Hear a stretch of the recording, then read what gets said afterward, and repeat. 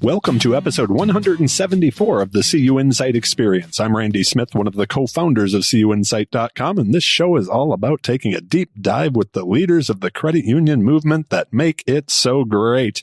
This episode is sponsored by Amazon Business. With the value and convenience of Amazon plus innovative tools and features, purchasing leaders and credit unions can reduce costs, save time, maintain control, and efficiently scale their operations. Amazon Business, the most comprehensive one-stop shop for business purchasing. Today, I am very excited. I get to have a conversation with Mr. Terrance Williams. Terrance is the president and CEO of TruStage. Many of you may know them as formerly CUNA Mutual Group. With that, let's jump right in. Terrance, welcome to the show. Great to see you. Thank you so much. I appreciate you having me, and I'm looking forward to the conversation. I've been looking forward to this myself. Let's just start with, for the folks out there who don't know you, how about a little bit of background? Where did the career start, and how did it take you to where you are today at TruStage? Absolutely. I'll give the short version of that question, the short answer to it. So I am someone who has been in the insurance industry my entire career. So I've spent the last 30 plus years in the financial services insurance space, having worked for now 4 companies, and working for the TruStage is number 4. Started my career with a small regional company, and then spent the bulk of my career with 2 larger companies, Nationwide Insurance and then Allstate Insurance. I've lived in about 8 different states at that time, so I've moved all over the country, and I was able to work in all of the functional areas from an insurance standpoint. Started in claims, worked in product, worked in underwriting, worked in sales, and then have done many, many general manager assignments, P&L ownership roles, and really super excited to be at TruStage now. Oh, that's amazing. Well, we're glad to have you. Did I see when I was kind of just doing a little homework on the old interwebs, did you have a marketing background as well, or? Yes. So that's an interesting story. So did I have a marketing background? Did I grow up in marketing? The answer is no, I didn't. Okay. I grew up running businesses in operational types of roles. And many years ago, when I was at Nationwide, my CEO at the time called me into his office one afternoon, and said, "Hey, we want to bring you back to Columbus, Ohio." I was out in the field at that point. "We want to bring you back to Columbus." That part wasn't a surprise. I always assumed I would eventually find my way back to Columbus, Ohio. That was the headquarters for Nationwide. But what surprised me were his next words. He says, "I want you to come back, and I want you to become the chief marketing officer." And I said, "Whoa, okay." I'm honored. I'm flattered. I said all of those things. But you know my background. I'm an operator. I run businesses. I enjoy running businesses. I enjoy leading people to grow businesses. And his answer to me, I've never forgotten, because he said, "I need someone leading marketing who, A, understands a P&L, understand a business. And number 2, I want someone leading marketing who is a leader." So he wanted me to take over marketing for those reasons, and it was a great assignment that I enjoyed immensely. And I always make this joke because I'm friends with the current CMO at Nationwide, and I make this joke whenever I see him. I said, "Hey, that campaign you're running, it's still my campaign. It's still yours. Could you create something new now? Because that Songs for All Your Sides is still mine. We created that when I was there." So anyway, all good fun. That's amazing. I think of how important like a role like that is too. I'm sure back then, but even today with the digital transformation that everything is going on, it's not just billboards on the side of the road anymore. So we'll probably get more into the technology thing here down the road. Bob was on the show a couple different times, and I always enjoyed the conversations with him, and he always had a ton of kind of those nuggets learned over a career to leave us with. As he was, handing over the keys to you, did he have any tips or advice for you? I actually got tons of advice from Bob, a ton of counsel and guidance and advice.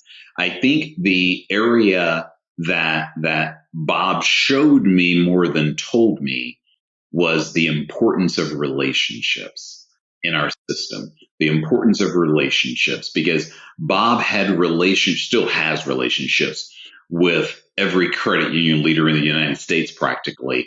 And the ability to have those productive relationships that really allow you to pick up the phone and to really get things done, or to pick up the phone and and ask someone to join you in DC for an event, or because relationships genuinely matter. And candidly, that's why I've been living out of a suitcase for the last 5 months. to develop and build those relationships. And I think when I first met you, I was traveling out somewhere, meeting credit union leaders and people like you.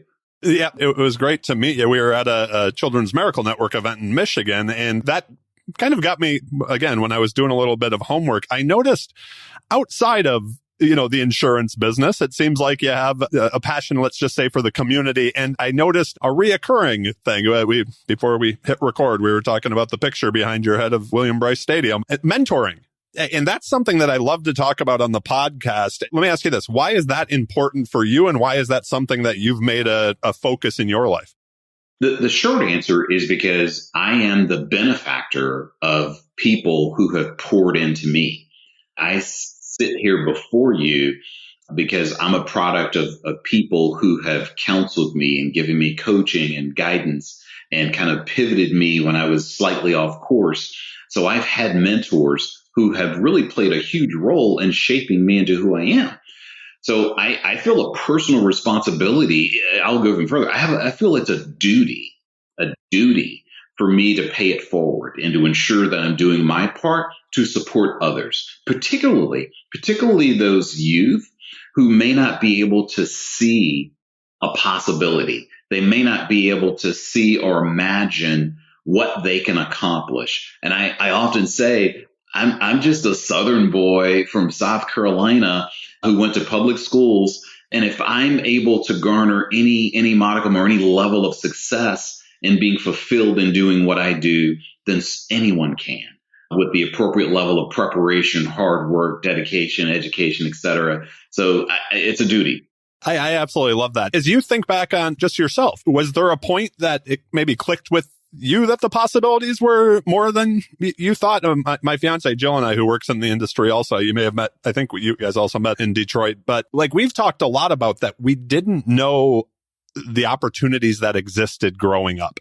We had no idea what we could possibly do or accomplish or what this world actually held beyond from the small towns that we grew up in. So was there a point within yourself where you're like, oh, wait, there's an opportunity if I put my head down and work and I take advantage of these things? That's a really good question. So for me, that requires me to give you some background on who I really am. And I often describe it this way. So I'm a Southerner by birth who was raised in a two-parent home. My mother was in the school system, educator. My dad was a construction worker. They're both Southerners by birth. They were born and raised in South Carolina. They poured into me this belief that you can do anything. You think about, so they grew up, they literally came of age during the height of the civil rights struggle in South Carolina. I often say that I went to the University of South Carolina. My dad wasn't allowed to go there when he was 18. So, but they poured into me this notion of you can do anything, but it requires some things that you do on your end. Hard work and the work ethic, the dedication, education. They poured that into us. So I've always felt that from birth, almost from growing up as a kid, that you can do anything, and I never felt any boundaries or anything that could limit me, because my mom and dad convinced me when I was a kid that you can do anything. I love that. Well, we got to thank mom and dad for that, right? Before everybody, the TruStage folks everybody's probably like, hey, let's talk about TruStage. So let's do a little bit here. I could just pick your brain for hours on this, but what has you most excited? You taking over the reins, you've got your team there. What has you most excited that you're working on at TruStage? And also, I'd love your perspective as you're coming into credit unions as a movement. What has you excited about this space nationally as well, outside the doors of the company? So that's a multi-pronged question. I'll give you a short multi-pronged answer. So a couple points. Number one, I believe in what we're trying to do, and I genuinely believe in it. So not said another way, prior to TruStage, one of my ongoing focal points was financial literacy and financial inclusiveness, and trying to find ways to create betterment in communities, and trying to ensure that financial services industry that I was a part of was doing our part to ensure that we were catering to and creating access to the underserved. So those are things that have been a focus for me my entire career. So what excites me about TruStage is that and about our movement, the credit union movement, is I have been able to identify a professional opportunity that aligns with my personal passion, my personal mission. So I get out of bed with a skip in my step, not because of my role, but because of what we're trying to do as an organization and how I'm so committed to this cause overall. So that just genuinely excites me beyond belief. Genuinely excites me beyond belief. So that's up here. And I know you're trying to get into the question there. I can go deeper on some specific tactical things that excite me as well. But that at the top layer, 50,000 feet, is what excites me and gets me out of bed with a pep in my step. Well, I would first like to just say welcome home. Then, so we're glad to have you.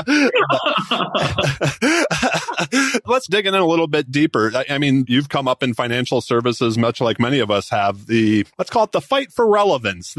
Things change fast. So, like again, blimp level here. But what are you hoping to accomplish? Not only to keep TruStage relevant, but quite honestly, you're a big part of our entire industry, right? Making sure that credit unions stay relevant in the big picture, because there's arrows coming from every direction. So I couldn't agree more. So I'll give a couple of tactical points here that really gets after your question. First of all, I want to ensure that and this was going on long before me, but we'll continue this, is that we are a force for good. So that we are using our collective efforts as TruStage to really partner with the system to help the system do things that perhaps it would be harder to do without us there. So example, we're going to use our balance sheet to invest in digital. We're going to invest in digital to ensure that we are working with credit unions to aid them in their journey as they are building out digital customer journeys for their members. We want to be there to provide assistance in that space, to help in that space. We're going to continue to invest in startup companies and venture companies with our venture fund to make sure that we are bringing people to the table that might not reach out to an individual credit union, but through them being part of our portfolio, we can find ways to create partnerships that allow some of these startups to really play a role in assisting credit unions. I think today, in our portfolio, we've got about 20 or so of our investment companies have relationships with credit unions. I want that number to be significantly higher in the future, because my belief is that if we're investing in a startup, I want a huge percentage of our portfolio to have partnerships, to have pilots, to have test and learns going on with credit unions to help them along their digital journey. Data and analytics, that's an area that's critical for us, because think about it. How often do you get a package on your doorstep from that company that starts with an A? And that company that starts with an A, they personalize it. They cater to you. They know what you need before you need it. Before my coffee runs out, they remind me.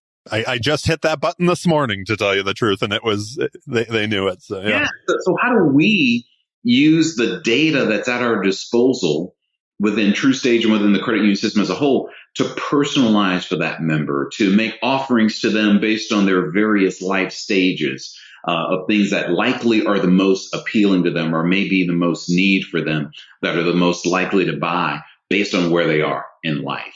Data and analytics. So again, a force for good, using our collective efforts and energies to drive things that, using your word, will ensure that there's relevance today and tomorrow within the credit union system and within TruStage. I love that. I'd like to circle back a bit talking about mentors. A lot of folks that listen to the podcast are, someday maybe they'd like to be the CEO of the credit union, or whatever it happens to be in their chosen path. When you talked about mentors and being a mentor today to others, did you formally seek out mentors, or was it people that just, were around you, or a combination of both? Any, I guess, recommendations to the folks out there who are like, I'd like a little guidance or help here? So the short answer is yes to everything you said. So, in roles that I have been in over the last 15 years, 20 years, people have sought me to help them from a guidance standpoint. from a mentoring standpoint. So people have come to me.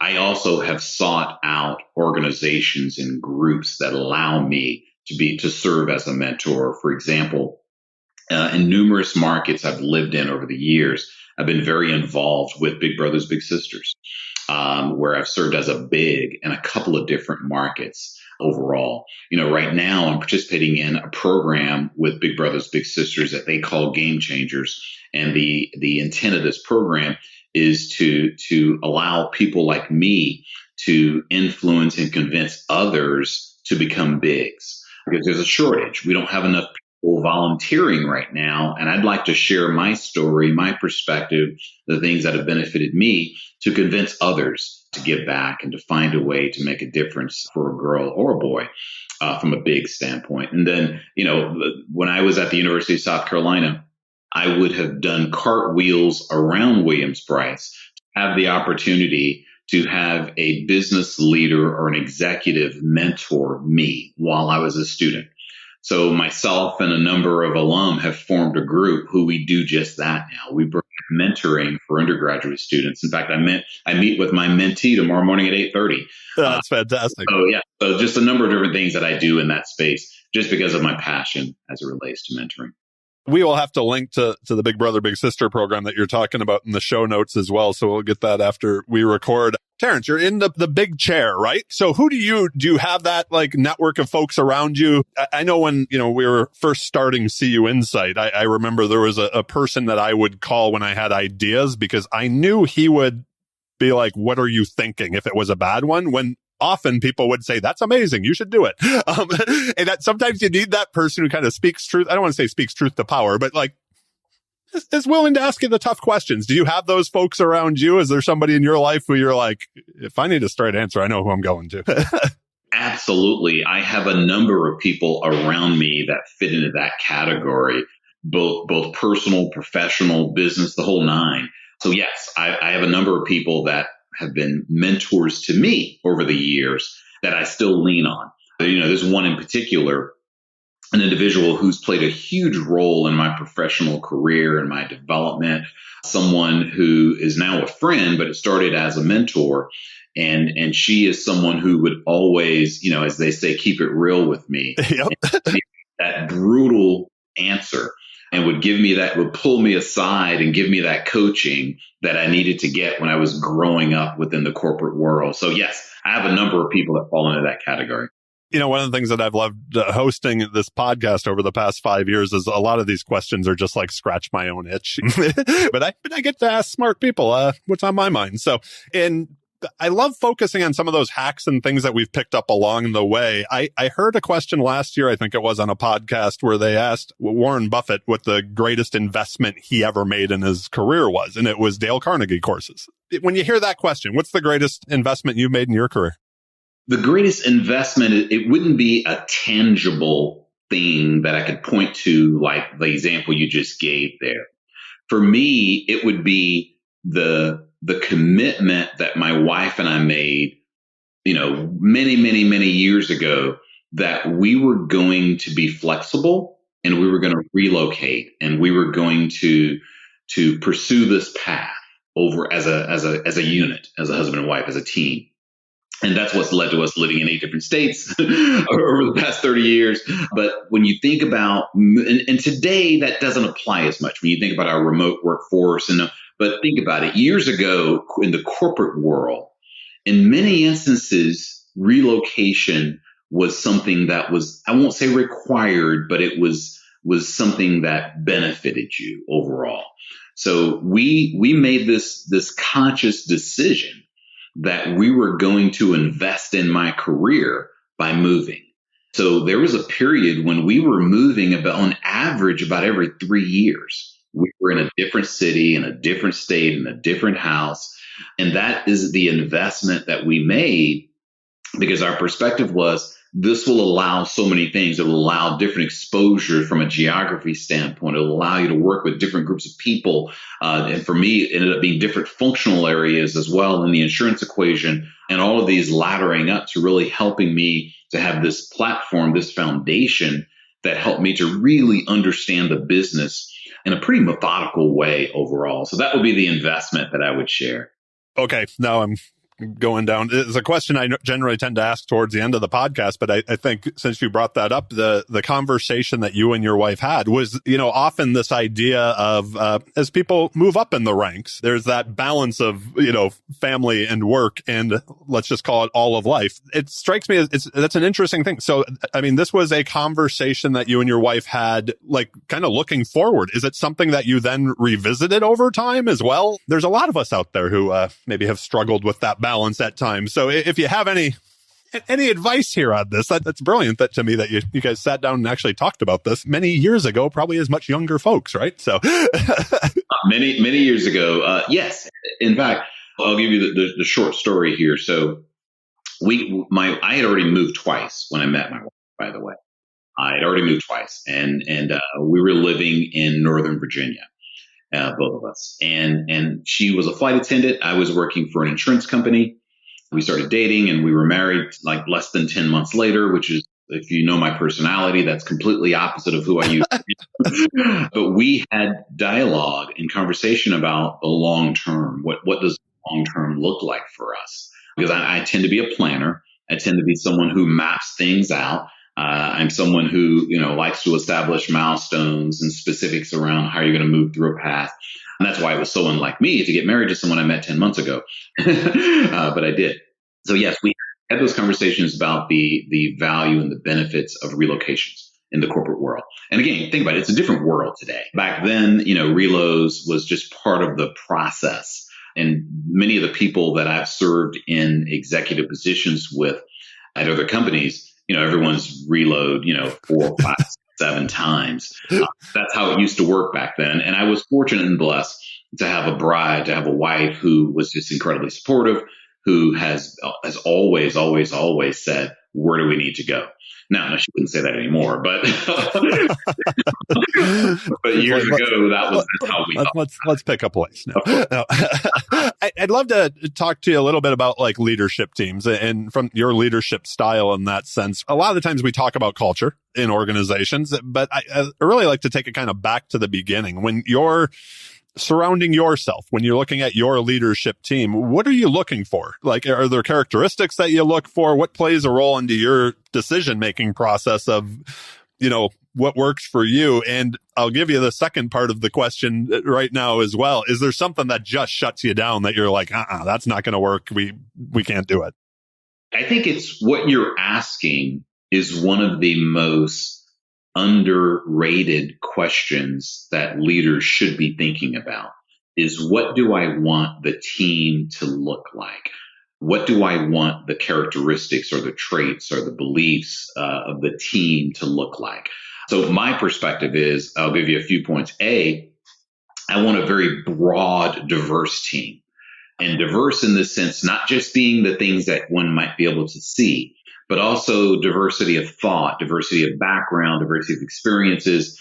Because I often make this comment that if everyone around the table are 6'4", are male, are Black, and they grew up in South Carolina and they've spent their career in the financial services space, then they probably will think like me. Yep. So I want a broad table where everyone is going to have a different perspective or a different background or way of thinking, because that's how you get to the best solution. So I want to start with a broad, diverse team. Next, what I really admire is I want leaders. I want people who can genuinely lead. What do I mean by that? I appreciate working with people who can craft a vision, who can inspire, who can motivate, who can get people to rally and get people excited. So leadership. And obviously there are some other traits that are rather critical. You want someone who can develop an action plan and execute against it. So execution and the value of that. But maybe more important than any of those things, I want someone who is aligned to our values and to our mission, someone who cares. Because I've worked with people who didn't fit that last description. And while they may get a result short term, they aren't going to be able to get a result long term when they don't have the integrity or they aren't aligned with you from a value standpoint, et cetera. So those are the things that I want and seek. Let me ask you, you said like you want leaders. In today's day and age, 2000, we're at the end of 2023. What to you makes a good leader? I'm guessing some of the leadership books that you and I grew up with, they may not have aged as well, right? What makes a good leader in today's world? I think effective leaders are the ones who are able to help people to see beyond what they think they're capable of. The ones who are able to help people see the art of the possible or what need be true to accomplish X, Y, Z. And it goes back to what I said earlier. Someone who can craft a vision, who can motivate, who can engage. I played a lot of basketball when I was young. And my high school basketball coach is someone who's passed on now, but he is someone who, even as an adult, that I had this level of admiration for because he was a leader. And I went to the small public high school in South Carolina, and we had a pretty decent basketball team. I wasn't one of the good kids, but I was on the team. But he could motivate us. He could get us willing to run all night because this how he was able to kind of engage us and get us to believe in the art of the possible. To me, that's still what I seek, and that's still leadership. So those are the things that I tend to be attracted to as it relates to hiring people. So you run a big ship. How do you make sure, and I have a couple of questions on this because I think it flows to any size organization, but I guess a couple of different things is like when you're looking at something and it's not working, like not all ideas work, right? So there's two different things on that. I know one side of this I've always struggled with is number one, how do you make sure that you're still taking the risks and you're trying new things and not only like having the ability to fail at times, but also knowing when to move away from it? Because we all go into ideas thinking they are the most amazing ideas. It kind of can be tough on the ego to be like, yeah, we just got to commit the resources someplace else, right? So any thoughts or hacks on how you keep moving this ship forward and taking some risk? Absolutely. I'll give an example from a prior assignment I was in. You mentioned earlier that you were surprised to see that I was the chief marketing officer. Shortly after that assignment, I actually stepped into another chair where I was charged with building out an innovation strategy for the enterprise, for the whole company, and building and hiring an innovation team. Because the goal was we needed to figure out how do we begin to disrupt the core, the existing, and to do so before someone else does. That was the assignment. So some of the things that I learned in that assignment that I continue to take with me to this day. Number one, if everything's working, you're probably not trying hard enough. You're not pushing the envelope enough, because failure, and we think in the business world that failure is bad. Certain failures, in my view, are okay if, big if, A, you are able to take the learnings from that failure and move that into another effort. B, you don't allow this initiative, this project, whatever you're working on, to linger down this path for too long.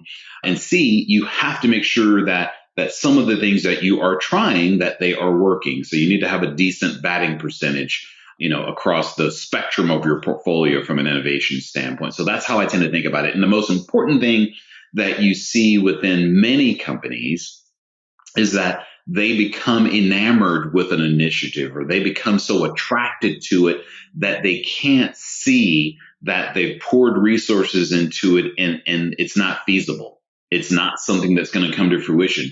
So having a level of discipline, having a clear action plan, clear milestones, clear expectations over a timeline. And when you're not hitting those milestones, pivot, react, adjust, adapt. But over a period of time, if it's still not coming to fruition, you got to know when to pull the plug on something. And companies struggle with that. But I've always believed, I said earlier that I'm somewhat methodical. I'm a planner, that having that plan when you start is what really matters, to ensure that you're not kind of chasing something that is not logical or not realistic. Let me ask you this question. You mentioned, the relocations in your career and how, the workplace has changed. We can all many careers can be remote, the beauty of digital. When you're mentoring, when you talked about the group at the University of South Carolina, if they were to ask you, what does a career at, whether it's TruStage or credit unions in general, look like maybe to that freshman class when they graduate, to that next MBA who comes out? What do you think the environment looks like as we move forward? While much has changed, much remains the same. So yes, the physical environment has absolutely changed. We are a remote workplace, obviously, and our employees come in periodically based on their work, based on what they're doing. And you heard me say earlier, I'm a big believer in relationships. Yep. So how do you forge and create these relationships virtually or digitally? I believe that you have to put in the extra effort and the work, but I believe you also find ways to create connections and gatherings. At TruStage, we are really focused right now in trying to create gatherings and connection points where employees come together, not for the sake of just coming together, but trying to create meaningful opportunities and experiences where when people come in, they feel good about the experience of being in for that week in the office. So that's how we're thinking about that. But what would I tell that freshman class or that freshman group about the workplace of the future? I would say while the physical environment is different, because when I was literally right out of school, I put on a tie every day and went to an office as a claims rep. That world doesn't exist anymore. And I think that's a good thing that it doesn't exist anymore. However, some things are still the same. How do you find ways to differentiate yourself? How do you find ways to make sure that you're delivering on the expectations? How do you find ways to make sure that you clearly are able to accomplish the things that are most important to your specific role, and that you're a collaborator with others, that you're a good team person, that you recognize the value of the end customer or member, and probably most importantly, are you fulfilled in what you're doing? I tell my sons this regularly, that while I want them to be able to earn a living and take care of themselves, any parent wants that. But I also want them to be fulfilled in whatever they do. I'm fulfilled in my daily grind because I believe in what I do. And I just think that that's so important for everyone. So I do have a lot of dialogue with younger people in particular about the value of and the importance of fulfillment in your career and making sure that you're doing something that genuinely matters to you, that makes a difference, et cetera. I couldn't agree with you more on that. Before we have a little fun with the rapid fire questions to wrap this up, was there anything that you were hoping I was going to ask you, but I didn't? Well, you haven't asked me about, which I get this a lot from people. You've been at TruStage now for however many months. What's the future of TruStage? What's going to be different? What are you going to focus on, et cetera? So I get that question a lot. And my normal answer to that question is, the foundational elements of the TruStage strategy work. If you look back at what we've been doing, the foundational elements of our strategy, they work. But the landscape is littered with companies who had a phenomenal strategy and they fail to evolve, they fail to pivot, and they lose relevance. So my focus, my belief is that we have to continue to evolve to ensure that we are meeting the ever-changing expectations of members, the ever-changing requirements of what it means to be able to engage with someone and meet them where they are. And meeting someone where they are means a lot of different things. It means meeting them digitally and being able to create an experience that's personalized. It means being able to offer them personalized items that feels like it was designed for me. So I think we as a company will continue to evolve to ensure that we're meeting those needs, and we will continue to work on what it is to operate as one TruStage. So not operating as a collection of companies, but operating as an enterprise who has numerous solutions, a broad portfolio of solutions, but looking at things horizontally through the lens of the end member to take care of all of their needs. So that's how we're starting to think about what is the next chapter of TruStage. I love that. I actually thought of a question that I had that I wished I would have asked you. So I've got one more for you here. Sorry, it's kind of a monkey mind at times. But you just mentioned you're fairly new in your tenure at TruStage. I've found as friends have become CEOs and leading organizations, one of the parts that I don't want to say they're surprised by, but they're like, it's an interesting thing. Suddenly I have 12 bosses, and and I know, I know many of your board members, fantastic people, I know quite a few of them well. Since you're new, for that person who's, you're fairly new, while it's kind of fresh on the mind, for that person who's out there, maybe there's somebody who's interviewing for CEO jobs today. If they haven't had that experience with the board, is there like a single piece of advice that you would get them? Because we all think we've been to board meetings, but when you're the CEO, it's a whole different thing, right? Like, there are a couple points that I would share with you on that question. And, the good thing for me is I've worked at a couple of places and I've seen how this has worked in very different ways, I might add. I've seen it work in very different ways in some of my prior experiences. So based on that, I've taken kind of the best of those worlds that I've seen and trying to mold that into how I think about operating with a board. So a few points. Number one, just an incessant level of transparency. An incessant level of transparency around the good, the bad, the ugly, and being very forthright with the board to ensure that there are no surprises. Number two, always come to the table with a clear, specific action plan. So yes, there are always going to be issues, undoubtedly, but here's the issue and here's what we're doing to address it. Here's what we're doing to focus on whatever that issue is, with a timeline, with metrics, et cetera, et cetera. Number three, create alignment, create relationships. One of the things that I spent time doing was literally throughout all my travels and out meeting credit union CEOs and cool people like you, Randy, I've actually also been finding time to connect one-on-one with our board, one-on-one with them so that we could have either a lunch, a breakfast, a dinner, and just really have some quality one-on-one time to get to know each other. Because while they learned quite a bit about me during the process, it's a deeper level of relationship now that exists. So I wanted to ensure that I kind of create the foundation of starting that relationship with us really getting to know each other. So those are some of the things that I've seen and what I'm doing now from a board relationship standpoint. I think that is fantastic advice. All right. So the rapid fire questions. The questions are rapid, but your answers don't have to be. What was the very first job you ever had? Grocery clerk in a store, bagging groceries.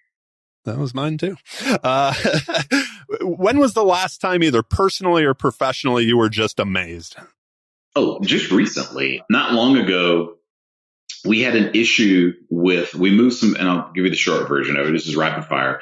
We moved some furniture to Madison, Wisconsin, and we have a Sleep Number bed, and something was wrong with the pump. It wouldn't pump the bed up.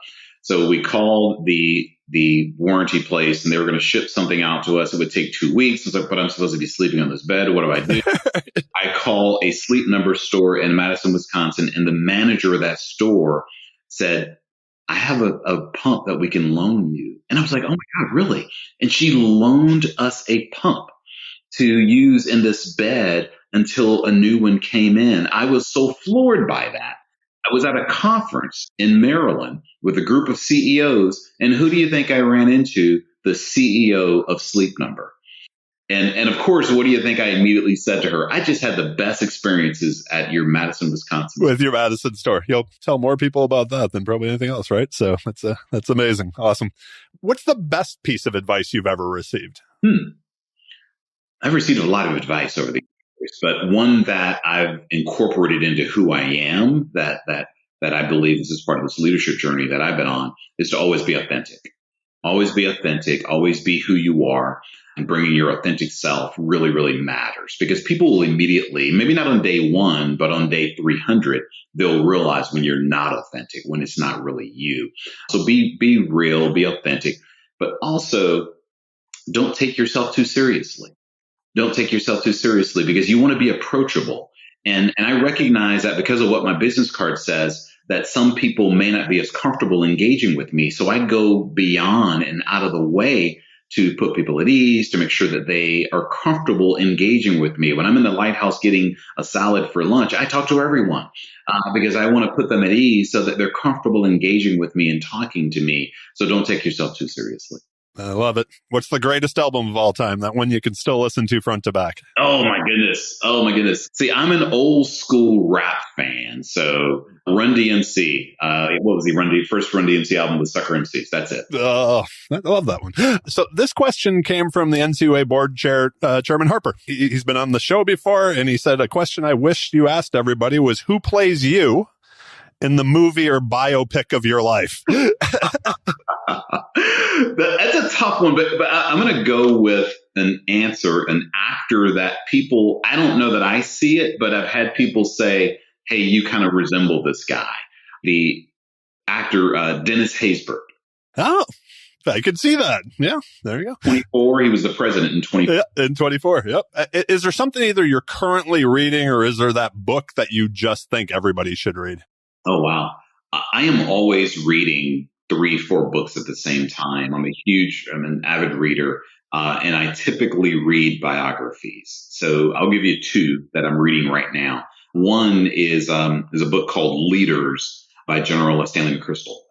It's really just about, he chronicles the journey and the walk of various leaders from different periods in time, and it gives a short kind of synopsis about what made them most effective.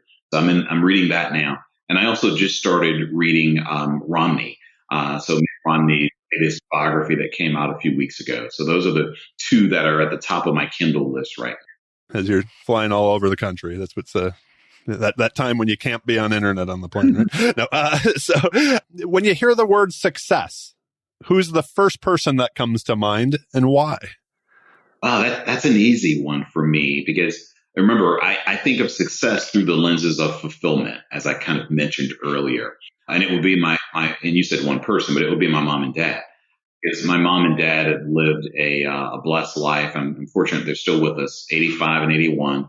And they have literally poured everything into me and make me and have created the person I am, is thanks to them. And they are enjoying life at this juncture. So to me, that's success. Love when mom and dad get the shout outs there. So last question, any final thoughts you'd like to share? Or do you have an ask of our listeners? I guess the last share would simply be, first, I've immensely enjoyed the dialogue and the conversation with you, and you're a pro because you make this easy. You make this feel like like we're sitting right next to each other, just having a conversation. Well, I look forward to the next one. So that's when we are just sitting next to each other having a conversation. There's so many other questions I'd love to pick your brain on. So, so thank you. But what I would leave you and the listeners with is just our unwavering commitment. And commitment's a word that I use a lot. And I often talk about the fact that, I wear this ring on my finger because it is representative of a commitment to my bride. I wear a bracelet that says pay it forward because it's representative of my personal commitment to ensure that I'm doing the right thing, that I'm paying it forward. So the commitment, this unwavering commitment that TruStage has to the credit union system, is something that I want everyone to recognize, to realize, to understand, and know that our commitment remains as strong as ever. I personally am committed to ensuring that this relationship, this partnership that we have with the credit union system, that we continue to use it as a force for good, and that we continue to find ways to create betterment in the communities that we live and work in, and that we continue to take care of members. I love it. Well, there you go, Terrance. I thank you so much for being on the show today. I look forward to our paths crossing again soon, hopefully. And if people have additional questions of you, the last thing, are you on LinkedIn, or you just any way they can get a hold of you? Yeah, I am out on LinkedIn. So feel free to drop a note to me or a connect session on LinkedIn. If there are any additional questions or thoughts or comments about anything I've said, or anything else for that matter. So I always enjoy engaging with others and meeting new people. So I want to thank you again. I really appreciate this. Oh, thank you, Terrance. And we will link to everything we talked about today in the show notes, including the Big Brother and Big Sister, and everything going on at TruStage. So thanks again for being here, Terrance. Hey, thank you so much. A few things before we go. First, make sure to check out Amazon Business, the most comprehensive one-stop shop for business purchasing. We are glad to have them as a sponsor, and they allow me to have this much fun doing what I do. Please also subscribe to the CU Insight Experience on your favorite podcast player. We are on all of them. And if you're looking for a book that's mentioned on the show, like the couple that Terrance mentioned, a quick Google search of the CU Insight Experience podcast book list, and your next read will be on its way from Amazon. Last but certainly not least, I want to thank all of you for listening. Y'all rock, and I appreciate each and every one of you. Be well, friends.